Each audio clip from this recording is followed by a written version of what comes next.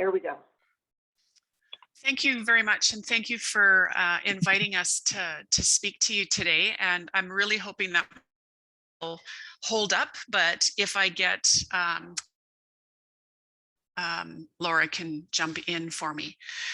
So I would just like to start by acknowledging and making this land acknowledgement. So I'm fortunate to live, work, and play on this land in the forest and foothills that are the traditional territories of the Blackfoot Confederacy Nations, the Kainai Blood Tribe, Siksika, Pagan, Piikani, and Scapa Piikani, as well as the Tsuut'ina Nation and Stoney Nakoda Nations, Bearspaw, Chiniki, and Wesley tribes, which are marked by Treaty 7.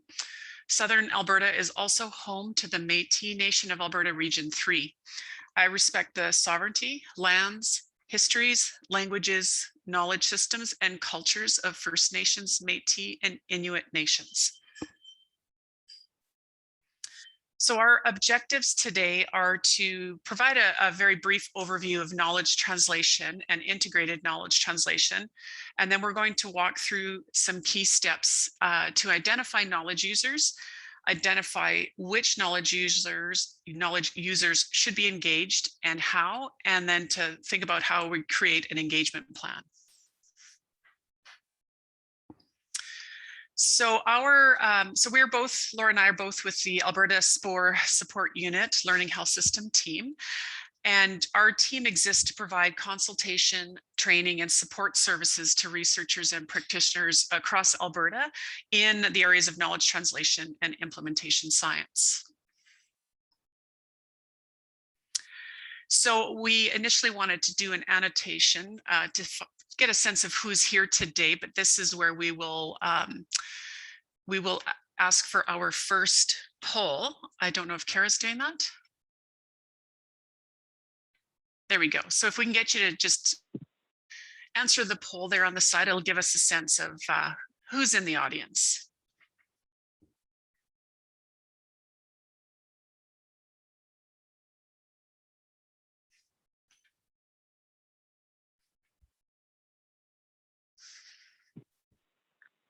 All right, can you see that, Gabrielle?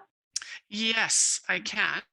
So it does look like we have the majority are from academia. We have some from the health system, patients, and a few and one other. So thank you for that. And we have another poll here. Again, it was meant to be an annotate. If you could give us a sense of how familiar you might be with knowledge translation.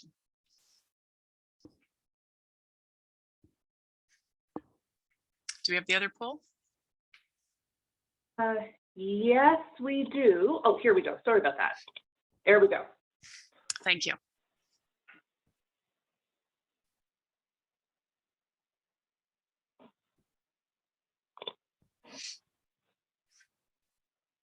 Oh, this is great. We have a lot of you that are in the intermediate area of understanding knowledge translation and one on the beginner side. So thank you again for filling that out. It just gives us a better sense of who's in the room, our virtual room with us. So when we talk about knowledge translation, and I think Dr. Graham had spoke to this when he did his presentation way back in the spring, but there are just so many terms related to knowledge translation, and there's a bunch of them that are identified here in this little word cloud. And we're not really going to get into all of these different terms, but we'll go on to the next slide there and just look at the definition that we're going to be, or that we tend to focus on and use. And it comes from the Canadian Institute for Health Research. And given that the ATTACH team has a CIHR grant, and we ourselves, our unit, are funded in part by CIHR, this just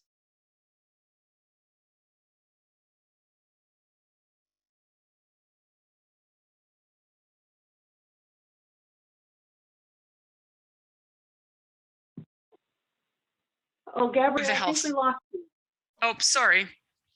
I was just reading through this definition, but it's on the screen, so I don't have to read through it. And we've just highlighted a few of the pieces. On the top is the synthesis, dissemination, exchange, and ethically sound application. But on the bottom, it notes that this process takes place within a complex system of interactions between researchers and knowledge users, which is a very important concept related to integrated knowledge translation. So our simplified definition that we like to use is that it's really a set of gaps from knowledge to practice. So it's essentially that bridge between what we know and what we do. So what we know in the literature to what we do in practice.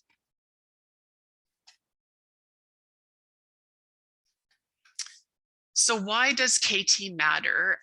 And so many of you may have seen this particular graph before, and it's been said that it can take up to 17 years for research to make it into practice. And I think, again, Dr. Graham noted back in 2006 that it's a slow and haphazard process. And this is because of a couple of these valleys that happen referred to as the valleys of death, where research kind of goes to die. And Valley 1 refers to the decreased capacity to translate the results of discoveries generated by basic biomedical research.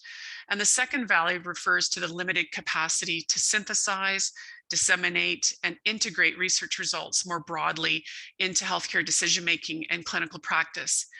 And knowledge translation is a means of addressing these challenges to more effectively move evidence along this continuum so that we're able to benefit from the knowledge in clinical practice. So when we think about that knowledge to action gap and those valleys, we start in terms of it being a knowledge transfer problem. We need to move this knowledge. We have to transfer it down the line. And so we started to do a better job of doing that, of addressing how do we move this knowledge and transfer it to the people that need to hear about it. But as we started to do a better job of getting that knowledge into the hands of the people that could use it, we started to hear things like, well, that's all well and good for you, but it doesn't work for me in my context, or it doesn't work for my patients. My patients are different, or it's not helping me, create this policy. So we started to understand that perhaps we have more of a knowledge production problem. We're not actually asking the questions that are of relevance to the people that need to use the research evidence. So there's these two different types of knowledge to action gaps that we need to address. And so the Canadian Institute for Health Research, they generally describe two broad approaches to knowledge translation. And one of them is integrated knowledge translation. And for integrated KT, potential knowledge users are engaged throughout the research process. And this helps solve our knowledge production gap because those knowledge users are involved right from the beginning, and they help us make sure that we're asking the right questions.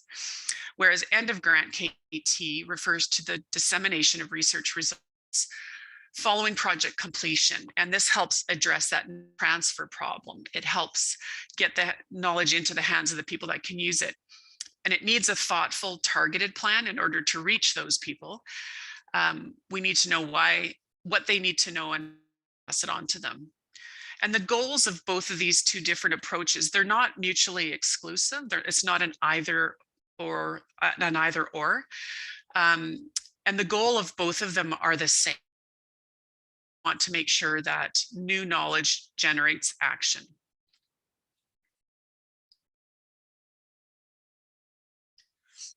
So why integrated knowledge translation? So as mentioned, it's not always good enough to make sure that research is effectively disseminated. In order for research to have impact, it needs to address the priority questions facing clinicians, managers, and decision makers. So IKT is about doing research with the people who use it. The central premise of integrated KT is that involving knowledge partners as equal partners alongside researchers will lead to research that is more relevant to and more likely to be useful to. So thoughtfully engaging knowledge users in the research process can help ensure that research aligns with priorities of knowledge users. It helps us develop relationships and ensure that knowledge is co-created, and that helps give that sense of ownership. So who are knowledge users? So CIHR defines a knowledge user as someone who's likely to use the research results to make informed decisions about health policies, programs, or practices. But a more practical way to think about it is that a knowledge user is really any individual, group, or institution who is affected by or could affect your research project and its future impacts. So another term is stakeholders. And it's really important to make sure that you identify all of your users. This is a critical step. So you can think of research as a team sport. We've covered by anyone from the opposing team, waving their arms, frantically saying, pass to me, pass to me. And if the team knows that kid is a necessary part of the team and passes the ball to them, the probability of a successful outcome to the game goes up. And you don't want to try to identify all of your knowledge users alone, but you want to do it as a research team because you want to make sure that you have different perspectives at the table that can help you think about all of your potential knowledge users. So I'm going to pass it on to Laura now, and she's going to take you through some exercises related to identifying knowledge users. Thank you so much, Gabrielle, and thank you everyone for joining us today. So I just wanted to start by sharing my own land acknowledgement. So I live and work in Amiskwaciwâskahikan, meaning Beaver Hills House. This is the Naheowen or Cree name for Edmonton. I also respectfully acknowledge that I'm located on Treaty 6 territory, a traditional gathering place for diverse Indigenous peoples, including the Cree, Blackfoot, Métis, Nakota Sioux, Iroquois, Dene, Ojibwe, Saulteaux, and Anishinaabe, Inuit, and many others. It is important for me to acknowledge this as I am continually learning and working on the land, Treaty 6, which I live on. And for those of you who are interested, there's an online course called Indigenous Canada that was developed by the Faculty of Native Studies here at the University of Alberta. And this is a really great resource for anyone who wants to learn more about Indigenous histories and contemporary issues in Canada, most importantly, from an Indigenous perspective. So as Gabrielle just was speaking to knowledge users, it's important to recognize that as she spoke to when she was introducing the two Death Valleys, that health research is a really broad field where studies can range from clinical trials to improving departmental processes. And the range of possible knowledge users to consider is very vast, and the roles they play in the research project can be very diverse. So this slide here outlines 8 categories of knowledge users that can be considered for health research. And so when Gabrielle and I meet with either researchers or practitioners who want support with integrated knowledge translation, one of the first questions we always ask them is, have you carried out some type of stakeholder identification and mapping activity with your team? And so we strongly encourage that researchers especially go through this process.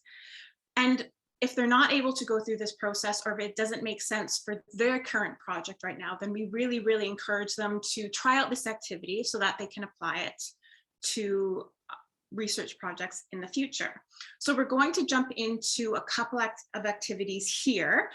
The activities you may have heard at the very beginning of the session, the activities were set up to use the annotate feature in Zoom. But for some reason, it seems that that option has disappeared for a lot of people. So we're going to change this into a little bit of a discussion. But before we get into that, I just wanted to let everyone here know that these activities are based on a tool that one of our team members developed a couple of years ago. And this tool is developed to help teams work through that knowledge user identification and mapping process.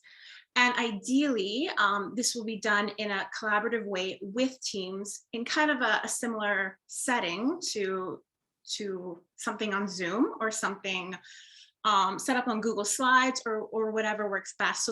So a team can come together and brainstorm and work through this process together. So we're going to use the Attach project here, if that's okay with everyone. And if you can get Annotate to work, great. I'll maybe just introduce how you used to be able to find it, and maybe you can still find it there. But then if not, you're welcome to place some answers in the chat box, or you can take yourself off of mute and just voice some knowledge users that are relevant to the Attach project. So the old way that you used to be able to get the Annotate feature is you should have a green and black bar at the top of your screen. The black part of that bar says View Options. And if you click on that, you get a drop down. And I believe you still get that drop down, but Annotate may or may not be an option listed there. If it is an option for you, you would then click on that, and then you can choose either a stamp feature or a text box and annotate on the Zoom screen in front of you. So use that if you can, and if not, you're welcome to use some of the other features in Zoom. So thinking about the Attach project and thinking about kind of those 8 categories of knowledge users, let's start thinking about who are the knowledge users that are really relevant to Attach. So I will give you guys a couple of minutes, and I'll give you guys a couple of minutes, and just go ahead and start maybe recommending some knowledge users relevant to this project. And ideally, I would like it if we could cover at least 1 or 2 knowledge users that fall in each category. So I'll give everyone just a couple of minutes to do that.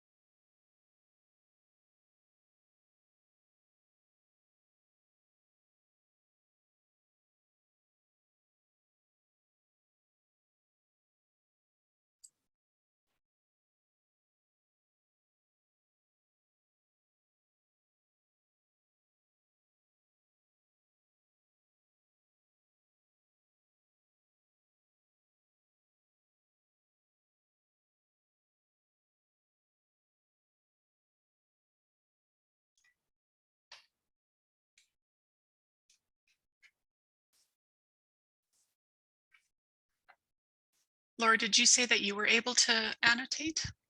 Yeah, I can start throwing some of these in there. Can you also see the chat, or would you like me to read them out? If you could read them out, that'd be great, because it kind of covers everything on my tiny little screen. Okay, so starting with funders, we have foundations and charities.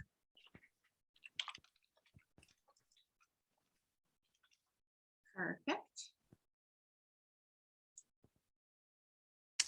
For policymakers,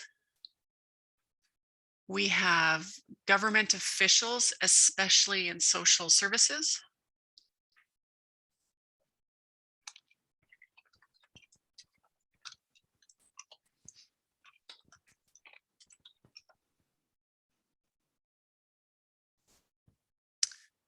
For the public, we have families with infants and children.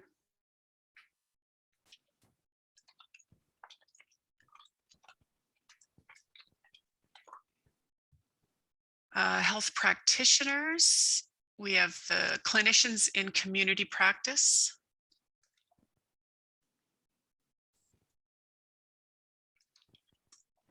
such as psychology grads, social workers, nursing, and allied health.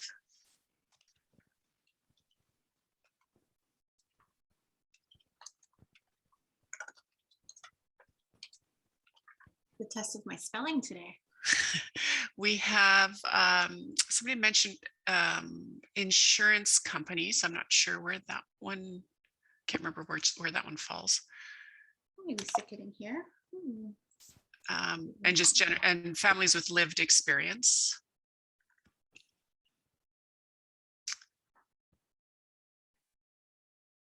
And there are children's organizations and services, like under civil society, children's organizations and services.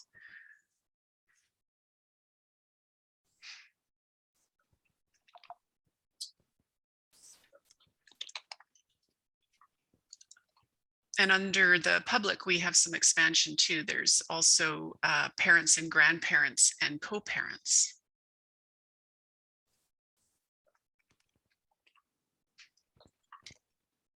And then for the research community, we have nursing and social work scientists,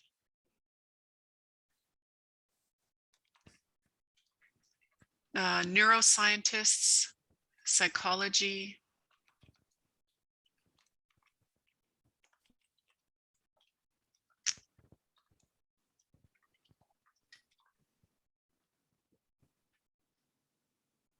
the health and social services, I think that's one we missed there. Health and social services are the agencies that the attached team are working with. I don't know if I've missed any. I was kind of trying to keep up with the chat, but I think that gives us a good number. Yeah, that is perfect. Okay, so hopefully everybody's able to get an idea of what it's like to brainstorm and work through this process. And I know we are just using this as an example for the activity today, but one thing that we always try and encourage teams to do is to be as specific as possible when you are identifying your knowledge users. So that's always something to keep in mind. Like if you're thinking of a certain company or organization, make sure to name that company or organization. And this is especially important with policymakers, if you can, to maybe name the title or name the area of government where that person would sit, if that's someone you're targeting. Okay, so I will just clear all this. Thank you so much. That was really, really great, everyone. And we will move along. Okay. So understanding your knowledge users. So once you've had a chance to brainstorm and go through that process, it's really important to think about, who your knowledge users are. So because each knowledge user is going to bring a different expertise to the project, different supports, different attitudes, and different levels of power. So it's really important to take the time to understand how much your knowledge users need and value your project. So we are actually going to skip over this, but if we were working through the tool, the next part of the tool would actually then take you through an activity to start thinking about both what do you need from that particular type of knowledge user, and what does that knowledge user need, or what do they gain from being involved in this particular project. That's really, that's something that's really important to consider as you're working through this process. And then we're going to jump into our second activity here today. And we're going to see for your knowledge users that you've identified is really how much influence they have and how much interest they have on this particular project. And this is a really, really helpful exercise that will then help you determine kind of how they should be engaged throughout the research project and when. So the chat worked really, really well. If Gabrielle can maybe help me identify what I can throw up on the screen here. But now let's think back to those knowledge users that were identified in the first activity, and let's start to place them on this particular slide. So really taking into account how much influence they have, particularly over the findings for the research, and then how much interest they have as well. Do they have a lot of interest in these findings, or maybe they have very, very little interest? It's really helpful if you can take the time to sit and consider this for all the knowledge users that you've identified in that brainstorming process that you held earlier. So I will let you guys take it away, and we'll again just try to identify one or two knowledge user per quadrant here, and then we can maybe discuss that a little bit for this activity. So our first one in the high influence, high interest, we have social scientists,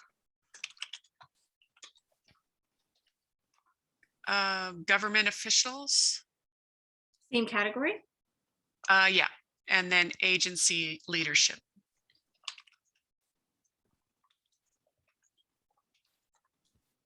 And then a suggestion for low influence but high interest would be parents in the community.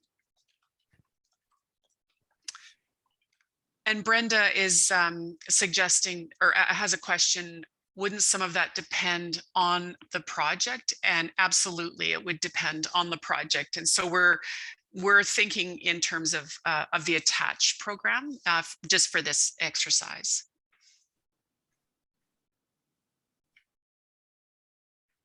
And Nicole is suggesting that hopefully there's no one that lands in the low influence, low interest. Yeah, maybe not at this stage in the research process, but especially early on, it can be helpful to see who falls within that, and then see how they can be, if and when they can be engaged based on that. But sometimes it'll surprise you. So a high would be, I think we got the community agencies. Well, we have agency leadership, but community agencies.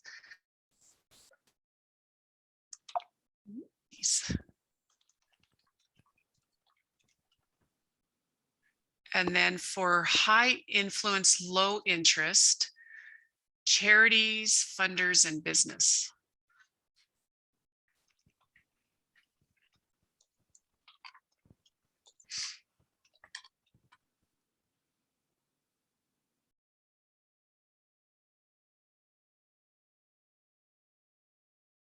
Can I push anyone to think about who could fall in the low?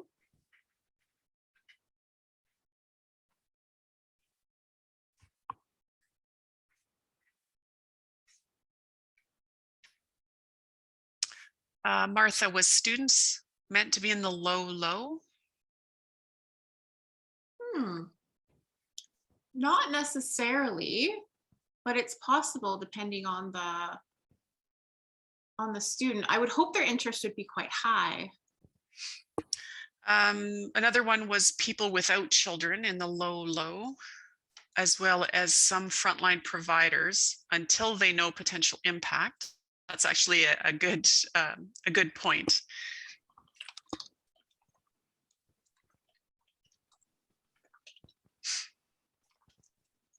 A couple of other people who don't believe in science, or people who have not faced adversity.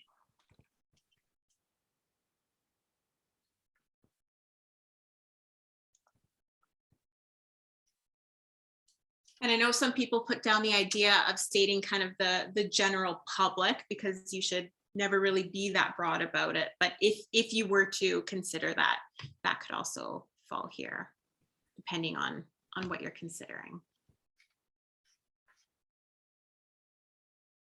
Okay, that was fantastic. Thank you so much, everyone. So I will just go ahead and clear this. And I'm glad that worked out well, despite annotation for the masses disappearing. Okay, so I'm just going to move on to the next slide here, if I can. So we're not going to turn this into an activity, but this is, I wanted to show you, this is where the tool will take you next. So based on how you filled out those 4 quadrants, you could then copy that here in the kind of white portions of the columns. And then you can start to consider how and when those particular knowledge users can be engaged. And you can start to think about, for your integrated knowledge translation approach that you hope to use, you can start to think about how those people will be included in your plan, and even your end of grant KT plan. That's really something that is developed, as Gabrielle mentioned, more for the end of the project. So once you have your findings, who needs to know about them, what do they need to know, and what are the best ways to reach those groups. This activity can be helpful for knowing who should be involved in the research process, part of your IKT approach, or maybe who might be better included in an end of grant KT plan with your messaging. Okay, so so far we've talked a lot about knowledge users and identifying and mapping those knowledge users. So now we're going to switch gears a little bit and start talking about, in the research process, when and how can knowledge users be engaged. So I think when a lot of people think about integrated knowledge translation, most understand that it's really, really important to involve knowledge users in the formation of the research question or questions that are guiding your research program. We do have some people who come to our platform who didn't have an opportunity for whatever reason to do this. And then it is important to consider that there are other ways to do this besides, speaking directly with your knowledge users and having them shape your specific research question. Other things that you can do is you can go out into the literature, or you can go into reports that have been published, maybe from organizations or associations that focus on a specific area of health. And within those, if they have identified some gap or need or out there in the research world, then you can kind of speak to that and describe how you've used that information to shape your research question as well. So of course, it's always ideal if your knowledge user partners are able to develop your research question with you, but that is kind of another way to go about that process if just that's not an option for you. And then moving on to the research design. And I think when I was reviewing some of the documents for ATTACH, there was an excellent example of this where, kind of traditionally in research, a randomized control trial is always considered the gold standard. But in some cases, and I think particularly for ATTACH, that really wasn't appropriate. I think even the words unethical were used in the material that I read. And so it might be more appropriate to consider something that maybe combines different approaches. So these hybrid effectiveness implementation study designs may be more relevant to knowledge users who are going to be actually using the findings from this particular research. So having that conversation and considering that is really, really important to how you shape your research program. And then even for the data collection piece, and most importantly, who's going to be actually collecting that data. It's not always appropriate for the researchers themselves to be the one to go out and collect the data. It might be more appropriate for and this is especially important when you're working with particular communities or particular populations, but people who represent those communities or populations to be trained appropriately and to be the ones to go and have those conversations and collect the data. Again, if you are working with knowledge users as your partners, this is a conversation that you can have to make those types of decisions, to really see who are the most appropriate people to go and collect that data and train them appropriately so that it's collected in a rigorous way. And then even with the data analysis piece, I think in research, it's very fair to say that a lot of graduate students, drive the data analysis piece and interpretations of the findings. And so I used to work for a research program that where this was the case. And so the PhD students would be doing a lot of the analysis, and they'd be looking for associations between a particular outcome and then some kind of status with that particular population. And in one example, they were able to find something, and they were very, very excited because they were having trouble finding a significant association in the models that they were developing, for this particular piece of work. But what we had is we had a series of processes built in so that before anything was shared, it was taken to the appropriate committee, the appropriate group, and shared with them first. And in this case, it was identified that that was completely inappropriate to share, and it would actually be considered very, very insulting if that information was shared broadly.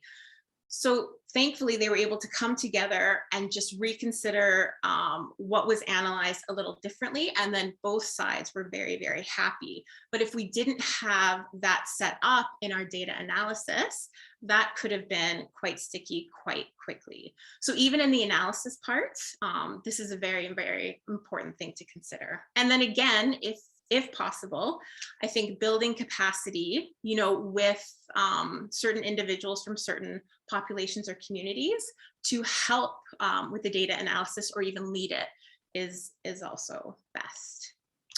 And then last but not least, even with the research findings. So we've mentioned quite a bit end of grant KT plans.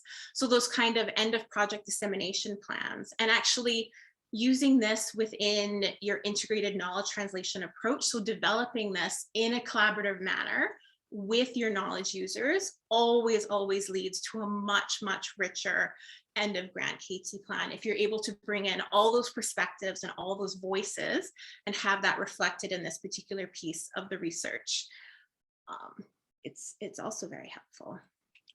And then, so far, I've talked about, at various points in the research process, when and maybe how you can include various knowledge users. But it's also important to keep in mind that at each of those points, your knowledge users could be involved to varying degrees. And of course, it depends on, which knowledge user you're considering.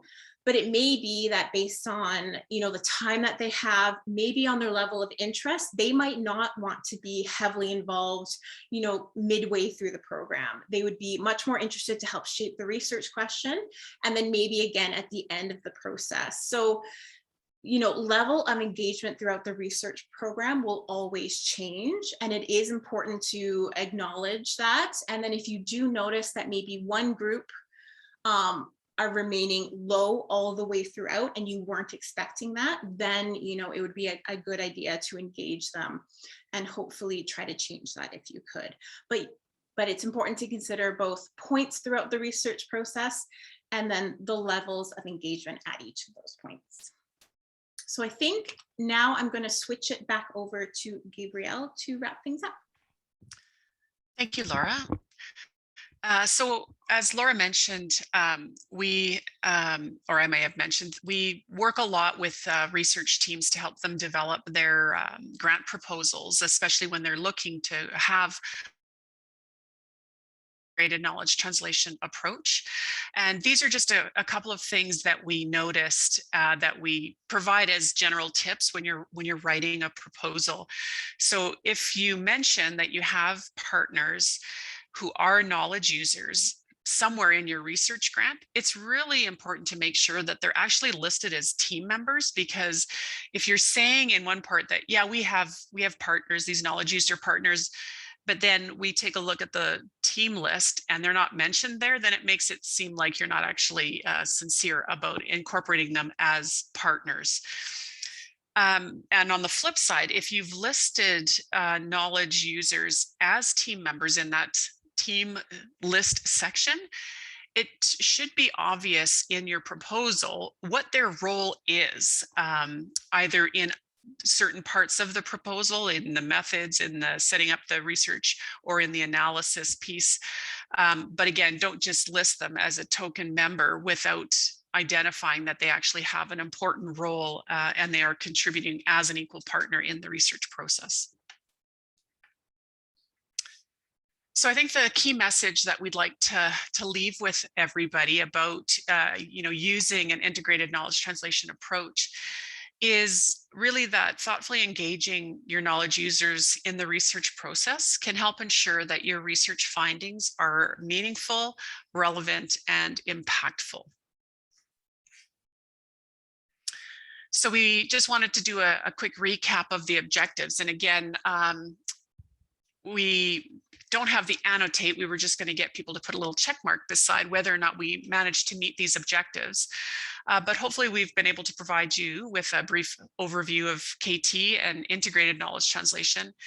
And hopefully you benefit in walking through those steps. Really quite important in identifying your knowledge users and thinking about how you're going to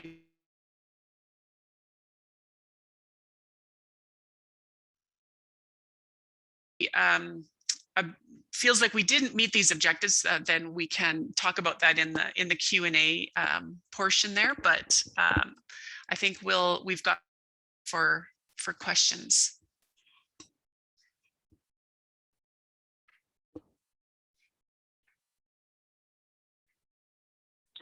Awesome. Thank you very much for that talk. Let's open it up for questions. If you want, you can put them in the chat. But I think we've been doing pretty well. If you want to raise your hand or unmute your mic, please feel free to ask a question directly as well.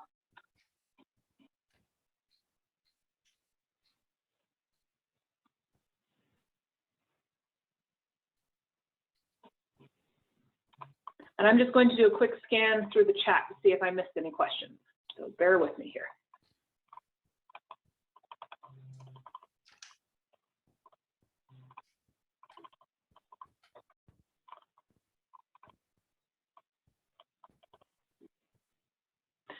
We had one question in the chat just while everyone's collecting their thoughts. So one of the questions was, could you share a link of the tool for the knowledge user identification?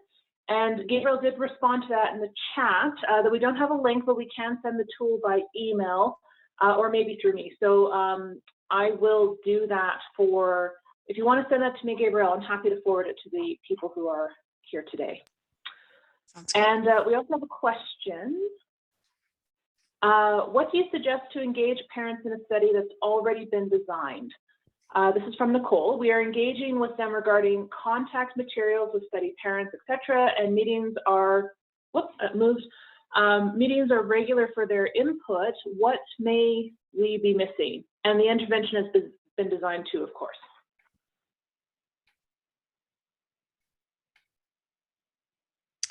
Well, I think it's never too late to engage with people, even if you're already, it's already been designed, and even if it's underway. I think any opportunity that you have to engage with them, and even if they're not able to provide as much input into this design and conduct of the study, they can help influence the later stages, like Laura had mentioned. They might be able to provide some input and help you out with different stages of the research process, but they could be especially important in helping you design your end of grant KT plans, your dissemination, and how best to disseminate to their peers. But you can also start developing those relationships for future research projects. So it's never too late to engage. It's just recognize that you would have liked to have involved them earlier, but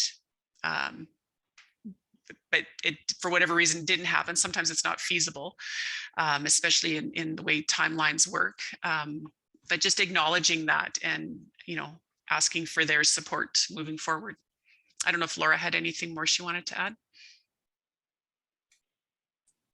No, I think just very broadly, it's never too late. So yeah, getting people involved in any way that they can that's appropriate for their project, whether it's inviting them to a particular committee, or as Gabrielle said, getting them involved in co-designing that end of grant KT plan are two great ways. And there's a follow-up question to that. Do you have any tips about how to identify the policymakers or government officials who could really help advance funding for a given innovation? Yeah, I think we get a lot of questions about identifying policymakers or government officials, and this really does take a little bit of homework to really understand, what are those departments within government, or who are those decision makers that have the influence. And sometimes you don't necessarily get engaged with to work with some other people that are, lower down within the structure of the government, to start at least having those conversations about, who do we need to influence, and how might we be able to do that. So it's sometimes a bit of just cold calling to figure out, who might be involved in those types of decisions, and who you might want to connect with to just start having those conversations. And then you might eventually, through that snowballing effect, eventually come across the person that can help. And I have a follow-up question to that as well. And I think I threw the same question at Dr. Graham. So as someone who, we do have a good number of academics on the call, and most of them seem to be very intermediate level knowledge translation, but there's a lot of people out there where this is relatively new, especially reaching out to your stakeholders and things like that. Do you have any tips for people that don't do this on a regular basis? Or like, how do you even approach some of these groups? How like, never mind find them. Like we did talk about finding them, but do you have any tips for approaching them?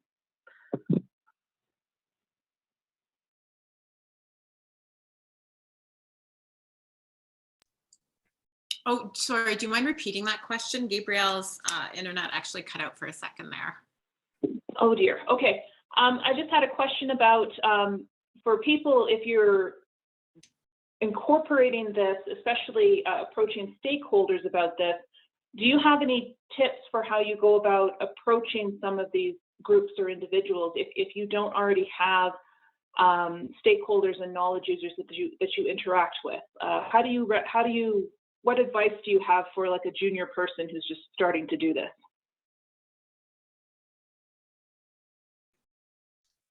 Sorry, my internet is giving me quite a bit of trouble. I don't know, Laura, if you're able to address that. Yeah, I can try to answer that one. And if anybody else is on the call and they want to jump in, please feel free to do so. But I would say it always starts with, one way that you could start is thinking back to that particular knowledge user identification and mapping tool, and then, working through it with whoever is on your team at that time.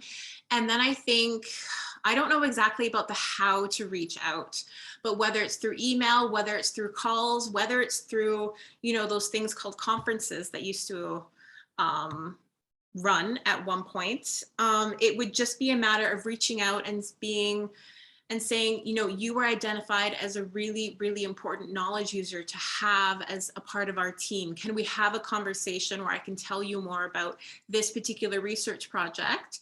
And, if you do have any interest in being involved like that. So I know that's a really overly simplistic way to answer it, but just very practically, that is one way that you could reach out to people and just, be very clear about the important role that they could play in this work and how that came about.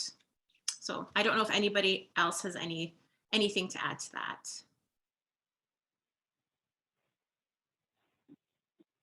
Well, no, thank you. That was a good answer.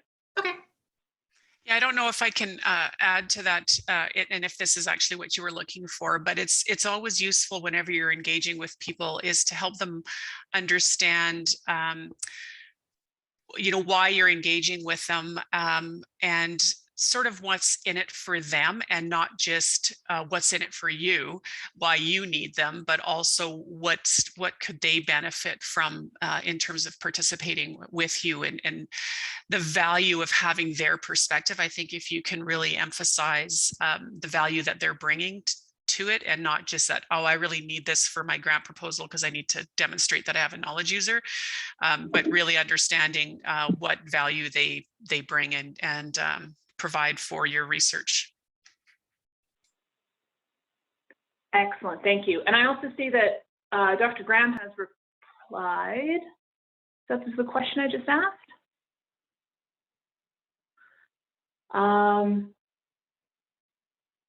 Perhaps, I hope you don't mind, Dr. Graham, I'm going to read it out loud. Perhaps a hardcore view, but I don't think there's ever justification for not including knowledge users in defining the research question. Even if the question is based on literature reports about the issue, there should be knowledge users that could have been involved. If knowledge translation is about power sharing, it needs to start with the shared decision making about a research question. During the pandemic and the need to get research underway quickly, lots of patients were not happy about not being involved from the beginning because the project was really being researcher driven, but not co-produced. Yes, thank you. That was, I have heard that myself from people that were involved in various COVID related studies. That was something that came up as well.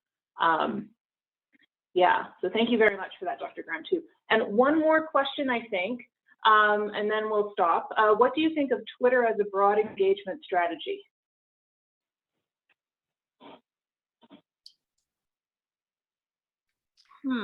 I think it's a good one for reaching out and, you know, reaching a lot of people very, very quickly.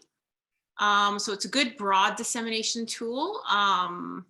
So it's good for awareness. However, if your KT goal is anything maybe other than awareness, I'm not always convinced that it's the absolute best tool out there, unless it's incredibly appropriate for a particular population. So it really is context dependent, I think, but that's just my opinion. And yes, going back to what Dr. Graham said, of course, that is always the absolute best case. I guess when I was speaking to that, I was just thinking back to maybe some of the consultations that we've given before, and it doesn't happen all the time, but we definitely come across situations where people have a couple days before the grant is due. We don't want to tell them that they shouldn't submit the grant. We always want to leave it as, an opportunity to learn more about integrated KT and what you could do.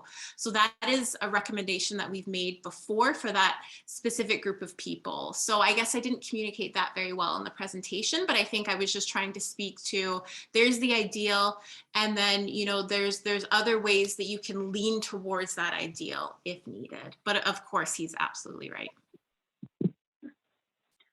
Oh, thank you very much. So I'm going to thank you for all of your answers and thank you for presenting. I'm sure that if we were in a room, there would be lots of applause right now. Again, this has been recorded and we're going to be